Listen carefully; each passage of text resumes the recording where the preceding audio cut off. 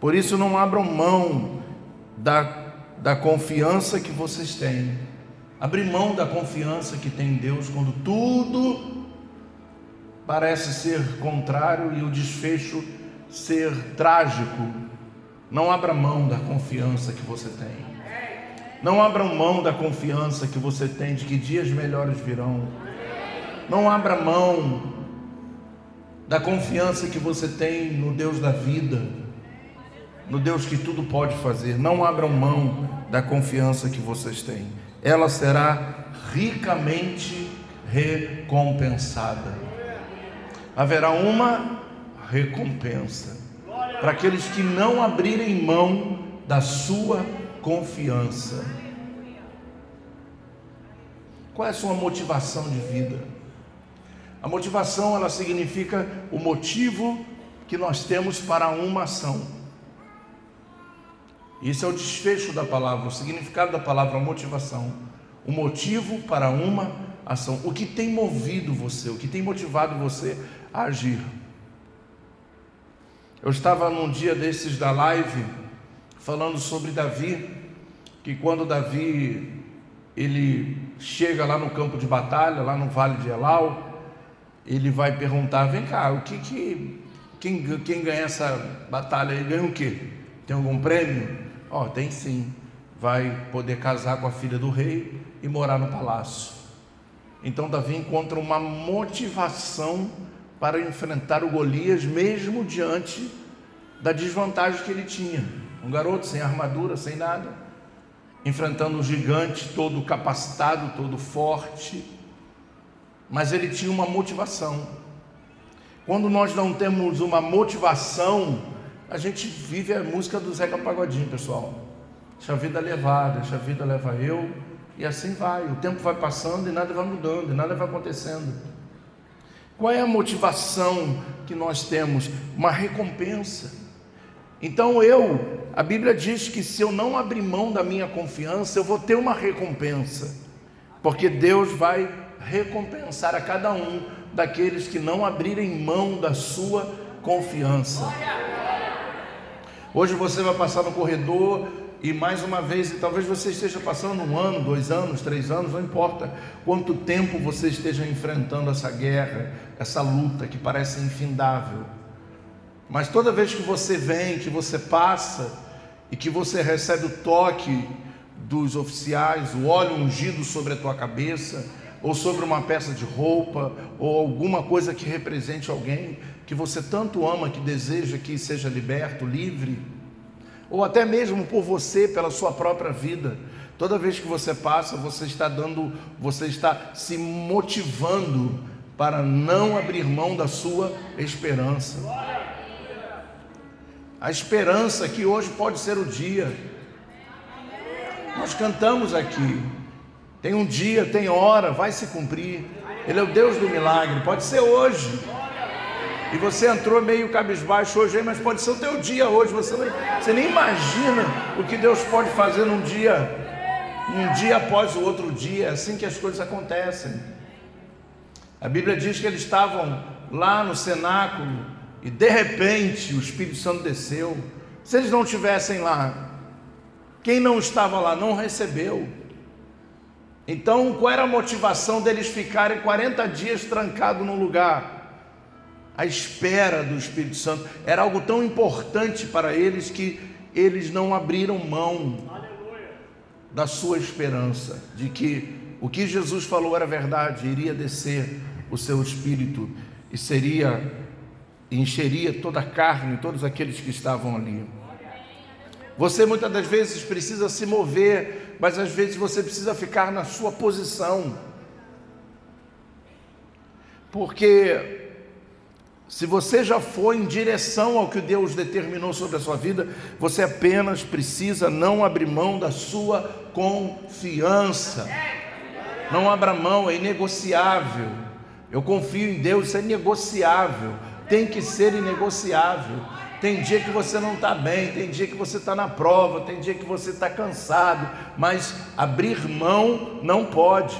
Eu confio em Deus, em qualquer estado emocional, espiritual, físico. Você pode estar com uma gripe terrível, mal vontade de orar, mas não abra mão da sua confiança, porque é ela que vai trazer a sua promessa. Porque quando a Bíblia diz que vai trazer a recompensa, está dizendo que a recompensa é a promessa. Vocês precisam perseverar. São as palavras do próprio Deus dizendo a vocês hoje. Vocês precisam perseverar. Não é acreditar quando tudo vai bem, quando tudo... Não, é perseverar.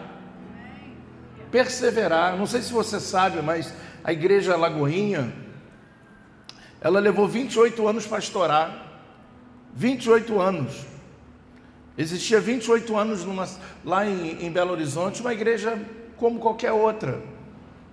Aí o pai investiu nos filhos, mandou eles para fora do Brasil, aprenderam a cantar, aprenderam a falar inglês, e quando eles voltam, eles levantam um ministério chamado Diante do Trono, e vincularam o ministério de música junto com a igreja explodiu. Só existe essa explosão dessa igreja depois de 28 anos, porque eles perseveraram. Nós só temos 18 anos, você talvez tenha 5 anos de evangelho, e já está querendo viver a plenitude de tudo. Não é assim que funciona. Você precisa perseverar. Persevera, porque a recompensa está no fim. Eclesiastes 7:8, Salomão vai dizer o seguinte: olha, melhor é o fim das coisas do que o início delas. Caramba, é forte isso. Por que o fim das coisas é melhor do que o início? Porque o início todo mundo começa, todo mundo está feliz. Mas o fim, quando você chega no fim, e eu agora falando de fim, eu lembrei da cena daquele filme, a procura da felicidade, que o Will Smith está no final, quando ele recebe o emprego, depois de tudo que ele passou, e ele acreditou naquela caixinha que roubaram, aí achou, depois vendeu. Foi uma luta aquela caixinha, que ninguém sabe até hoje o que é aquela caixinha, ou para que servia. Só sei que quando chega no final, ele vai lá embaixo, ele nem fala, o rosto dele, as lágrimas, dizem o que é o final. O final é você olhar para trás e ver tudo que você suportou, tudo que você passou, e você chegou. É esse o final que Deus tem para cada um de nós. Mas nós temos que aprender a suportar o processo. Diga: eu não vou desistir da minha confiança. Eu confio no Deus da Bíblia. Quem pode dizer isso aí? Eu confio no Deus da Bíblia. Ele era, Ele é e sempre será. Nós estamos, quando estamos nas mãos daquele que era, daquele que é e daquele que sempre será, quer dizer, de um Deus que tem a eternidade, o governo dos astros, da astronomia, das estrelas em suas mãos, aquele que põe limite ao mar. Você está doido, não tem como você dar errado. O apóstolo Paulo vai chamar o que você está vivendo de leve, momentânea tribulação, que vai virar peso de glória, vai virar um grande testemunho. Você pode profetizar isso? O que eu estou vivendo vai virar um grande testemunho. Diga mais uma vez: o que eu estou passando, a dificuldade que eu estou atravessando, vai virar um grande testemunho, e o nome do meu Senhor será glorificado, e a Ele seja a honra e a glória para todo sempre. Aleluia. O culto é para Ele.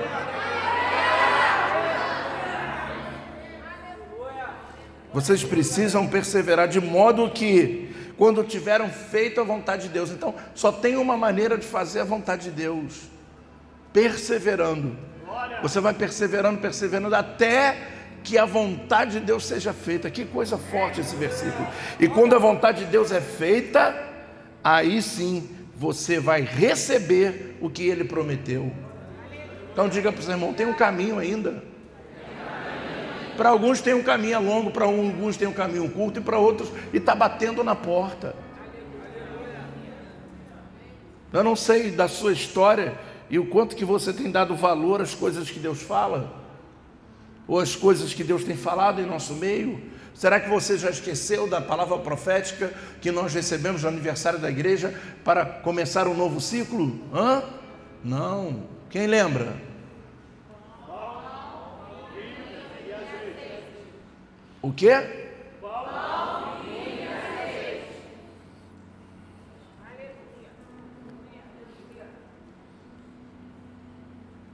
Muito em breve aquele que vem virá, e está à porta, e não demorará, mas o meu justo viverá pela fé. E é por isso que Deus permite tudo isso acontecer. Se você entrou aqui hoje dizendo assim: ai Deus, por que Deus permite eu passar por isso tudo? Por que a minha vida tem tantas... Porque o justo tem que aprender a viver pela fé. E como é que você vai aprender a viver pela fé? Ultrapassando cada barreira. Nossa vida espiritual, nossa vida ministerial, a nossa vida com Deus é como aquela corrida que tem aqueles negócios que você tem que pular, obstáculos. E se você, nem todo mundo acerta, tem uns que tropeçam e caem, e aí vai ficar mais 4 anos aprendendo a pular aquilo ali. É assim. O nosso querido corredor aí mundial, o Bolt, levou 5 anos para correr 9 segundos. 5 anos para aprender a bater o recorde de 9 segundos. Tem que ter a cabeça ressignificada, tem que ter muita força, todo dia acordar e fazer a mesma corrida e abaixar o tempo, e fazer academia, e balancear a alimentação. 5 anos para correr 9 segundos. O que você tem feito por você, pela sua vida? O que você tem feito para Deus chegar hoje e falar assim: toma aqui, eu estou abrindo as janelas dos céus? A fé tem que persistir ao tempo. Mas se retroceder, não me agradarei dele. Então diga para o seu irmão: retroceder não é opção para ninguém.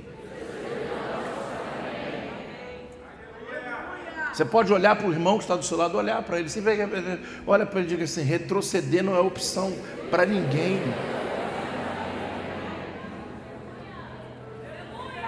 Irmãos, eu vou agora em setembro fazer 40 anos de evangelho. É uma vida. E durante esse tempo eu só ouvi, vou falar para você, se colocar em proporção, eu vou dizer para você que 90% de tudo que eu ouvi foi: eu vou parar, vou dar um tempo, eu vou parar, vou dar um tempo, De 10% eu vi assim: conta comigo, vou embora, eu vou seguir em frente, apesar disso tudo, eu vou vencer. E aí você é a média de todos que fizeram a mesma coisa, se você faz isso, e você não está percebendo o quanto fraco você é. É a Bíblia que diz que se retroceder, Deus não se agrada de você. Então, mas como é que eu vou? Eu não estou bem. Vai sem estar bem. Já viu aquele dia que o patrão, uma greve de ônibus, tu liga da rua e fala assim: não tem ônibus, pega a van. Mas não tem van, pega a moto. Vem andando.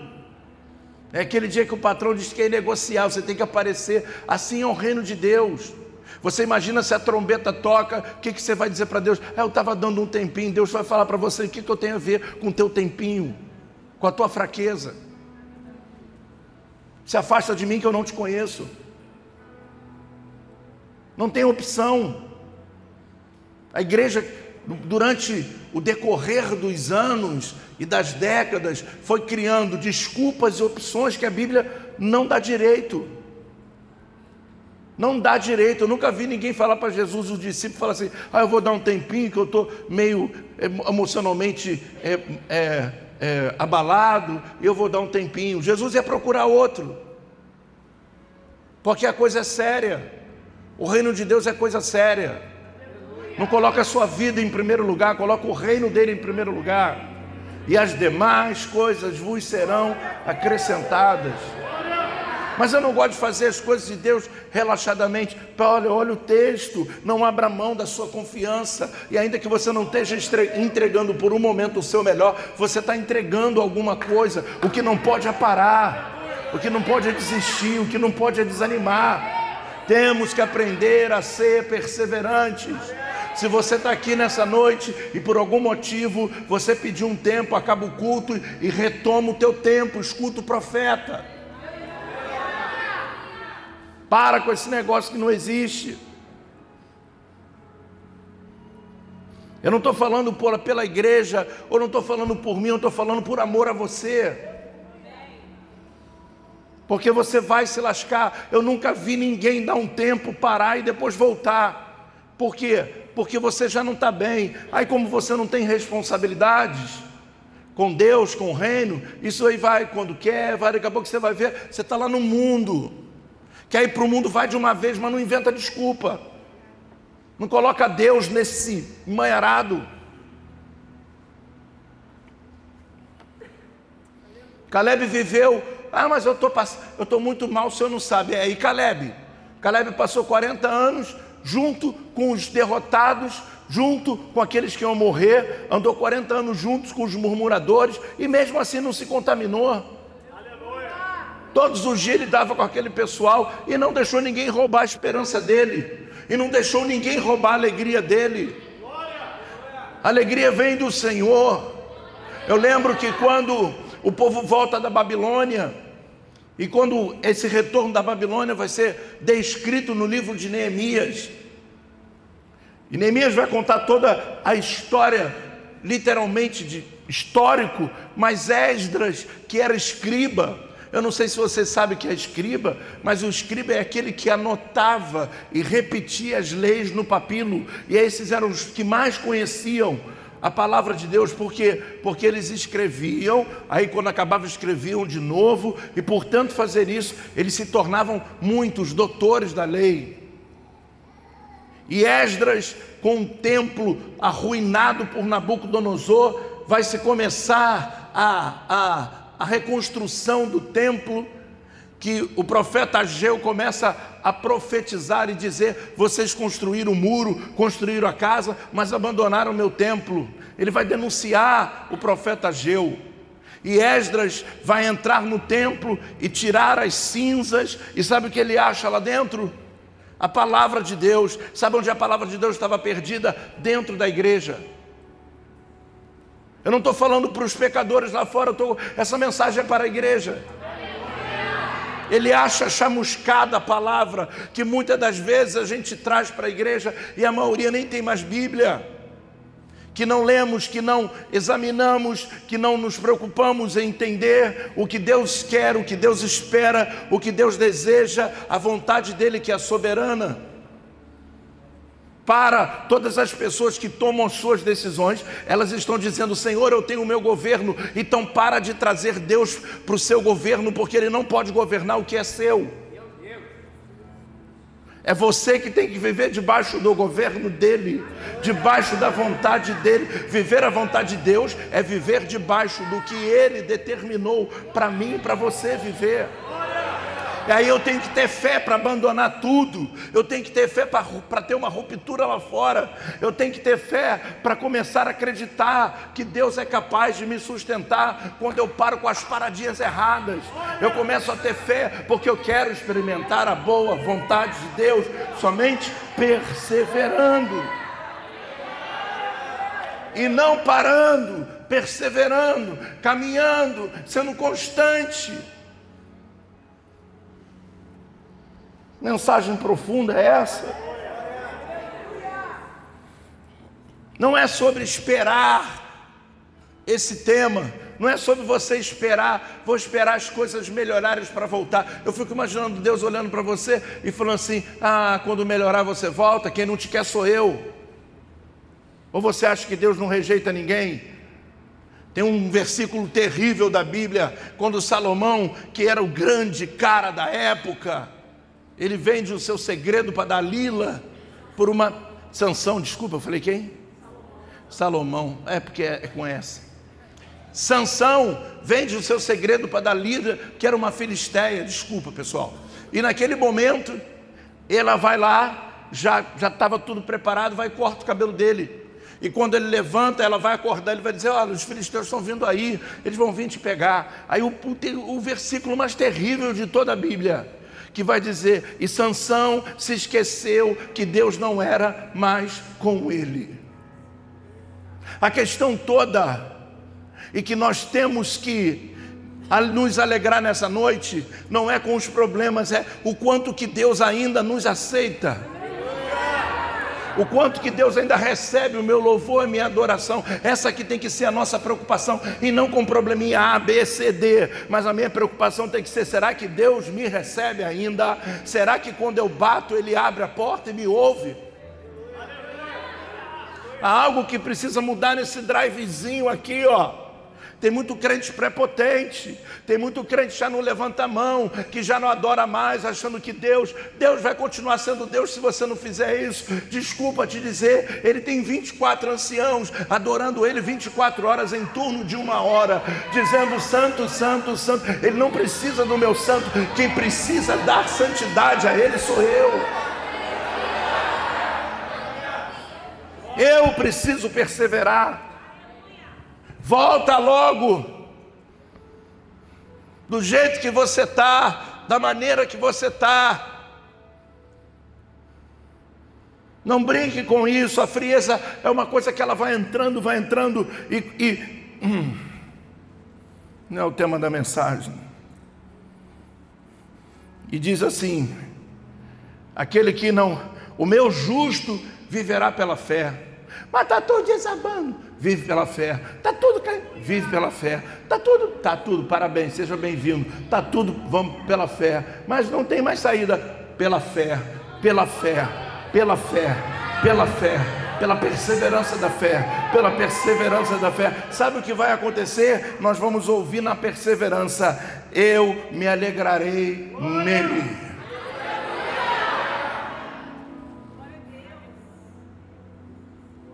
Mas aqueles que creem, esses serão salvos. Salvos na salvação eterna e salvos da mão de Satanás nessa terra. Só tem uma maneira de você melhorar, é você entrar e não sair. Só tem uma maneira de você, das coisas mudarem, é você perseverar. Perseverar tem que ter, sei lá, é tanta coisa que engloba perseverança. Eu não posso dizer para você um testemunho próprio, porque eu tenho que pregar a palavra, mas se você não perseverar, o inimigo vai te derrubar. E o problema não é derrubar, é manter você cativo. E às vezes leva anos, até um dia que ele tira as vendas. Ah, bispo, já ouvi essa mensagem, isso não toca mais em mim. Vamos lá. A Bíblia diz que quando Judas vendeu Jesus por 30 moedinhas, quando ele sai do grupo e ele vai embora, Satanás tira as vendas, porque estava enganando ele, e tira o engano. Quando tira o engano, ele fica desesperado, e por um momento ele acha que Jesus não era capaz de perdoá-lo. Aí sabe que ele vai, se enforca e se mata. Tem muita gente que não está sabendo lidar com a culpa. O diabo de venda faz você bagunçar, fazer o que você quer. Ah, mas das outras vezes eu fiz também, não aconteceu nada. Vai brincando. Vai brincando. Um dia ele tira as vendas, e quando você olha a realidade, você volta: e agora? Eu preciso voltar para Deus. Para que perder tanto tempo? É só perseverar. É só perseverar. Não tem nada para nós lá fora. Nada de bom, a não ser a natureza e os passeios que a gente precisa fazer. Fora isso, não tem nada de bom lá fora. O mundo está podre, e cada dia mais podre. Os valores estão invertidos. Você não sabe com quem você se relaciona. É muito mais fácil falar assim: eu vou separar. Você separa do seu marido, e depois você começa um novo relacionamento, e esse homem que você começou a te dar beijinho, que vai matar o teu filho lá na frente, porque não soube perseverar no seu casamento, não foi maduro o suficiente para entender que tinha que enfrentar as lutas e os combates diários que tem nenhuma relação. E depois ficamos na mídia, queremos justiça, queremos isso, queremos aquilo, enquanto a justiça de Deus quer nos alcançar e a gente rejeita. Caleb nos ensinou que ninguém pode nos contaminar, que ninguém pode nos tirar o foco do que Deus tem preparado para aqueles que o amam. E se eu fosse você, eu dava um glória mais alto. A fé que resiste o tempo é a mesma que resiste a dúvida. Eu estou com dúvida. Dúvida de quê?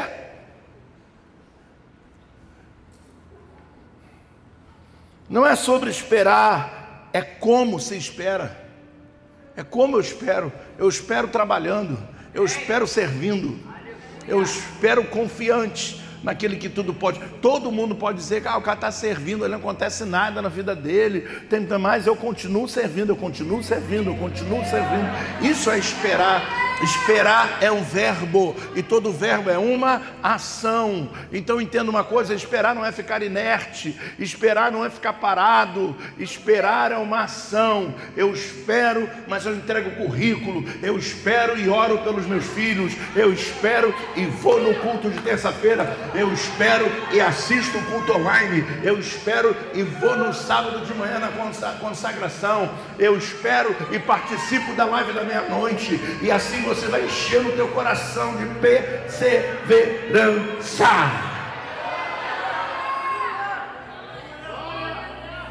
Com todo amor que eu acredito que você tem, conheça essa pessoa que está do seu lado, dá um sacode nesse crente. Meu Deus, isso aqui é sobrevivência. Não tem como. Não tem como. Quantos aqui já pensaram em chutar o balde? Fala a verdade. Eu estou levantando a minha mão. Quem já pensou em chutar o balde? Um monte de gente dentro da igreja assim: Senhor, eu vou chutar o balde. E Deus olhando para você dizendo assim: e aí? Quem vai perder é você. Se você chutar o balde, você pode perder toda a unção que tem dentro dele. E aí você é obrigado a recomeçar de novo. E é por isso que quando a pessoa recomeça de novo, ela tem que voltar de novo. Aí ela fica sem graça, aí ela não consegue ter relacionamento, que os grandes relacionamentos vão ficar um pouquinho assim, assado. É real ou não é isso? O que a gente precisa fazer? Sabe que tem um balde, sabe que pode chutar, mas eu prefiro e eu decido, como Caleb decidiu, perseverar. Está cheio o balde, aí do nada você fala assim: eu não quero, eu quero chutar, que isso? Isso não pode existir na sua cabeça. Esses cultos têm sido pesados, porque esse culto a gente denuncia o inferno, a gente denuncia como Satanás atua, a gente denuncia como o inferno quer agir na sua vida. Ele vem com uma coisinha, depois com uma outra coisinha, depois com um sentimentozinho, depois com uma briga mal resolvida, aí daqui a pouco vai, conta para o A, para o B, para o C, daqui a pouco vira uma fofoca, aí quando vai resolver diz: ai meu Deus, eu não duvido nisso, como se não tivesse nada a ver. Aí vou chutar o balde. Chuta o balde porque você quer. Não coloca a igreja no meio do chute do seu balde. Não coloque Deus no meio do chute do seu balde. Não coloque homens no meio do chute do seu balde. O balde é seu e o chute é seu.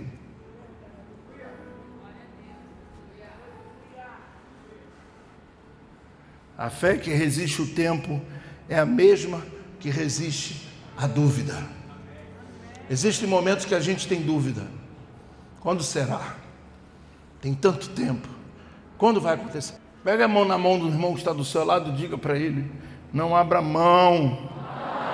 Não abra mão da sua confiança, como diz a Bíblia. Diga: eu confio. Diga: eu confio em Deus. Eu sei que Ele está se levantando em meu favor. Eu estou te ensinando durante 7 semanas a ter uma fé inabalável.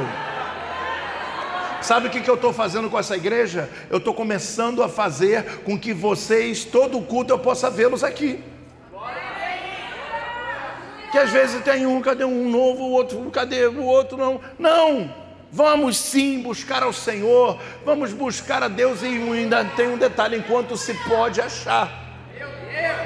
Enquanto se pode achar. Será que com carinho você pode dar um abraço nesse irmão e diga para ele: desista de chutar o balde.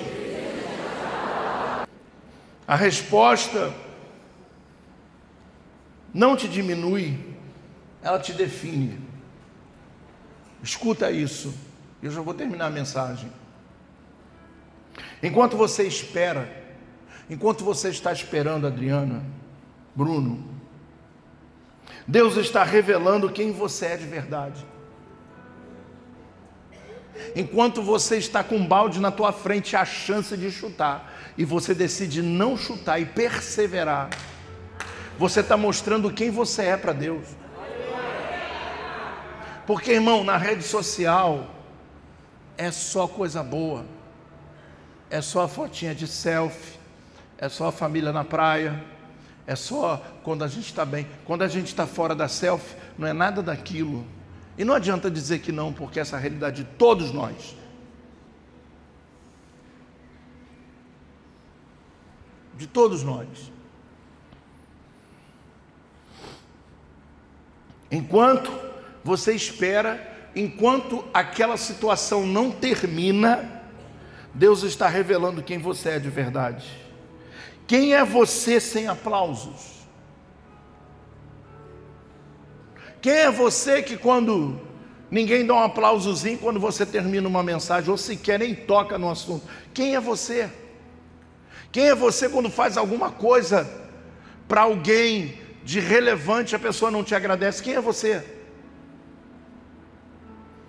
Quem é você quando está sendo forjado no fogo e sequer Deus permite que alguém te ajude? Que tem vezes que Deus não permite. Não é que você está sozinho, Deus faz você ficar sozinho. Quem é você quando está longe desse holofote aqui? Quem é você? É ali que Deus verdadeiramente nos conhece, sem visibilidade, sem o que foi prometido ainda nas mãos. Você imagina se eu esperasse o tempo para sair daqui da Vila Kennedy para ser um pastor conhecido? Eu ia subir aqui e falar meia dúzia de palavras para vocês. Para mim não existe Vila Kennedy / Recreio, não existe nada disso. Eu lido com gente, gente é gente em tudo quanto é lugar, e eu estou no lugar onde as pessoas mais precisam de mim. Eu não estou no lugar onde tem baba-ovo babando meu ovo, me dando um monte de presente, um monte de coisa. Quem somos nós? Entregamos o nosso melhor, fazemos o nosso melhor quando não tem ninguém, tem nada para te dar nada em troca.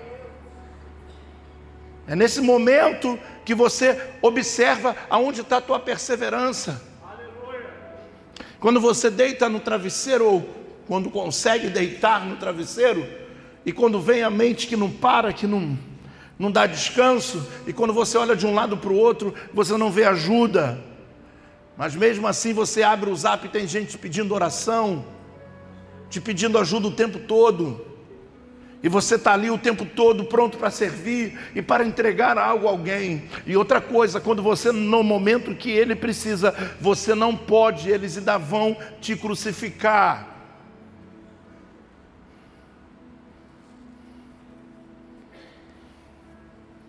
Caleb não estava no meio daquele povo dizendo assim: ei, vai falando aí, ó. Caleb estava no deserto e juntamente com o povo. Caleb não aparece em nada. Caleb, olha, quando vai, aprenda uma coisa, vamos para a estrutura da Bíblia Sagrada e vamos para a cronologia da Bíblia. Primeiro começa com Gênesis e depois vem os 4 livros que foram escritos por Moisés. Durante o período, durante 40 anos os 4 livros foram escritos e nenhum deles Caleb está presente. Caleb nem recebeu o sacerdócio. Deus nem falou para ele assim: tu vai ser sacerdote pela fé que você teve. Nem falou assim: eu vou te ordenar pastor pelo que você foi. Ele não estava atrás de título, de cargo, ele não estava atrás de nada. Ele só tinha uma fé inabalável. Caleb não estava atrás do que poderiam dar de melhor para ele. E assim muitas pessoas vivem. Elas vão com você, quando chega um certo ponto, alguém oferece alguma coisa melhor, elas te dão tchau e vão embora. Porque não são geração de Caleb, são interesseiros, medíocres, medianos, porque querem holofote e palmas. Deus não deu um carguinho para ele no tabernáculo. Deus não falou assim: ó, uma vez só vou te dar a permissão para tu se tornar o sumo sacerdote, levar o sangue até para todo mundo falar: Caleb foi lá porque foi aquele. Ele não viveu nada disso, nem ele nem Josué. Os 2 homens extraordinários viveram 40 anos no anonimato. Mas quando termina o período do anonimato, vem o período que Deus exalta. Deus não precisou falar, eis Arão, ou tipo, Caleb vai ser um sacerdote, Josué vai ser um sacerdote, porque não podiam ser. Mas quando termina o livro de Deuteronômio, começa o livro de Josué. Ele não precisava lá ser conhecido, porque ele tinha um livro para ele. Aleluia. E o livro só vem depois que Moisés morre. Não entre no mesmo nível daquilo que está com vida. É só depois que morre que se herda alguma coisa. Enquanto está vivo, não se distribui herança. Enquanto está vivo, a gente tem que estar perto para pegar experiência e aprendizado. Porque depois vai ser longo, vai ser pesado. Não conecte sua vida à idade que você tem. Não conecte sua vida à realidade que você está vivendo, à sua conta financeira, ao seu emprego, que talvez seja pouco. Não se conecte a isso, se conecte ao que Deus falou. O tempo pode passar, os anos podem passar, você pode ter uma cirurgia aqui, outra ali, você pode passar por uma guerra aqui, outra ali, mas está valendo tudo que Deus prometeu para você. E se eu fosse você, eu levantava a minha mão e adorava ao Senhor. Adorava ao Senhor. Adorava ao Senhor. Caleb não aparece no Pentateuco ou na Torá, mas ele aparece no capítulo 14 de Josué, dizendo assim: tal era a minha força. O que você quer? Aparecer junto com outro onde você sempre vai ser menor, ou esperar o seu tempo para que chegue a sua hora? A minha vida, a minha história foi de serviço aos meus pastores, de honra aos meus pastores. Sequer nunca divergi, nunca respondi, nunca desrespeitei eles. Porque eu entendia que eles eram fonte. E se tu derruba a fonte, você joga a água fora que eles têm para te dar. Você se afasta de quem tem água para dar. E você derruba o balde com água e fica seco. Caleb era um homem extraordinário. Vai chegar um tempo para mim, para essa igreja. Não vamos ficar só aqui. Vamos ter igrejas aqui, vamos ter igrejas no Brasil e fora do Brasil também. E dessa forma, e agora vai ser tudo muito diferente de tudo que já vivemos. E vai acontecer porque Deus tem promessas. Quando começamos o ministério, eu lembro, no antigo templo, Deus usou o pastor Márcio, meu amigo, que ficou um tempo aqui no ministério. Depois ele foi seguir o caminho dele. Na primeira vez que ele foi, nós tínhamos, sei lá, umas 6 ou 7 pessoas no culto. E ele pregando, ele falou assim: bispo, eu vejo o senhor pisando em dólar. Ver pisar em dólar quando você está numa sobreloja com 50 graus, não tem sentido. Mas o tempo foi passando e hoje também não faz sentido, mas está muito mais perto do que estava lá atrás. E a primeira coisa que eu fui fazer quando eu estava pisando em dólar: que adianta pisar em dólar? Eu não vou ficar pisando em dólar igual amassando uva. Pisar em dólar significava algo muito profético, significava nações, significava conexões, muita coisa. E a primeira coisa que eu fui fazer foi tirar meu passaporte e meu visto americano. Eu estou pronto para o chamado de Deus. Eu estou pronto para a hora de Deus. Esperar é se lançar. Não adianta você falar: Deus vai me levar às nações, se tu não tem passaporte. Para de profetizar abobrinha. Não adianta, se alguém profetizar, te vejo nas nações, vai, tira o passaporte. É a primeira coisa que você precisa fazer para estar pronto. Nós estamos meio chocolate. Não tem nada a ver com chocolate. Meio barro e meio tijolo. Está demorando a curar o barro, entendeu? Para virar um tijolo forte. Você já imagina aquele tijolo que a gente constrói casa, sem ser esse de concreto, aquele tijolo comum, ele é feito de barro. Quando você vai, e eu já trouxe aqui um olheiro, alguém lembra? Um olheiro veio fazer jarras aqui, e ele foi fazendo a jarra e tal, aí leva não sei quanto dia para secar. Depois que seca, depois que aquele tijolo fica seco, ele constrói uma casa de 5 andares, ele aguenta peso. Barro, aguenta pressão. E barro. A Bíblia vai dizer que Deus é o olheiro e nós somos o quê? Barro. Ele está dizendo assim: a gente suporta, a gente aguenta o peso, a gente aguenta a pressão.